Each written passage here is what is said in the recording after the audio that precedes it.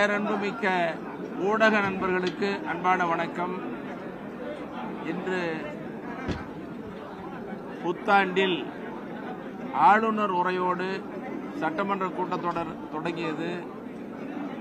இதில் பாட்டாளி மக்கள் கட்சி கண்டித்து வெளிநடப்பு செய்திருக்கிறோம்.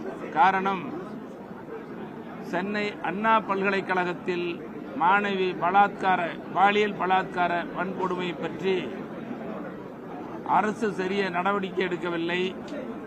அதோடு இதை கண்டித்து அரசியல் கட்சிகள் ஜனநாயக ரீதியாக போராடுவதற்கு உரிமை இருக்கிறது. அப்படி அனுமதியும் வழங்க மறுக்கிறது.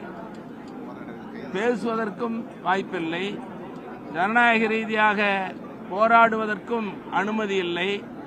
அப்படி அனுமதி மறுக்கப்பட்டு போராடியவர்களை கைது செய்து வழக்கு பதிவு செய்து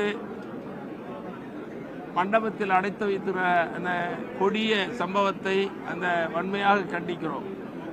பாட்டாளி மக்கள் கட்சியின் சார்பில் இன்று வன்மையாக கண்டித்து வெளிநடப்பு செய்திருக்கிறோம்.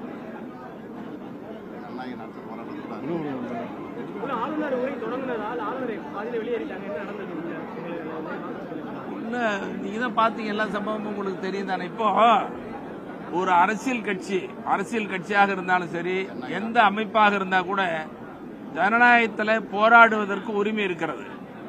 அது அனுமதி வழங்கணும். இப்ப நாங்க மட்டும் இல்ல, இன்னைக்கு பொது உடைமை கட்சிகள், கம்யூனிஸ்ட் கட்சிகள் கூட அதை சொல்றாங்க. அனுமதி மறுக்கப்படுகிறது, போராடுவதற்கு இடம் கொடுக்கறது இல்ல, அனுமதி மனு கம்யூனிஸ்ட் கட்சி சொல்றாங்க. அது அவங்க திமுக கூட்டணி கட்சியிலே இருக்கிறவங்க சொல்றாங்க. எல்லா கட்சிகளும் சொல்லுது. ஒரு அரசியல் கட்சிக்கு ஜனநாயக ரீதியாக குரல் கொடுப்பதற்கும் போராடுவதற்கும் அனுமதி வழங்கணும், பாதுகாப்பு ஆதரவு கொடுக்கணும். அதோட எந்த அமைப்பா இருந்தாலும் சரி, அரசு ஊழியர்களா, ஆசிரியர்களா, மற்ற அமைப்புகளா, எந்த அமைப்புகளா இருந்தாலும் கூட அவங்களை மதிக்கணும்.